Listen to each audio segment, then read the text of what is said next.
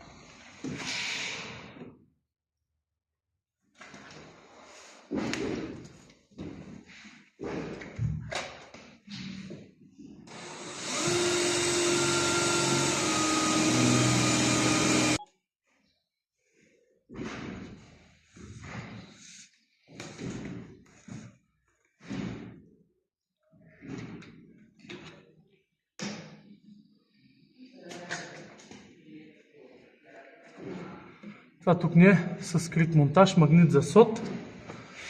Изпълняваме дограмата с допълнителни изолатори. Какви са тези изолатори? Стъклопакетите за допълнителна изолация. Допълнителна изолация. Всичко е по каталог. Спънато максимално със старание. Това спира фактически стъклото да допира дограмата, да предава топлина, студенина към стъклото. Да, допълнителна изолация към дограмата.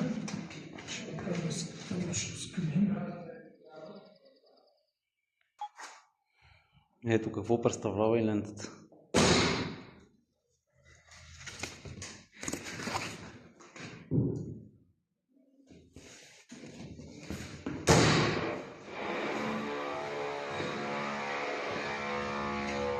Тук вече е изкарано кабелчето отстрани. Не се виждат датчици, нищо не се вижда.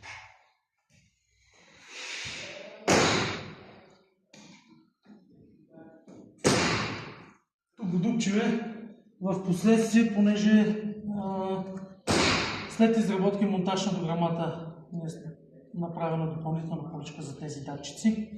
Да, не е съобразено предварително. Но ако е съобразено предварително, тук лентата ще поправим, разбира се, пароизолационната лента. Ще плътним допълнително.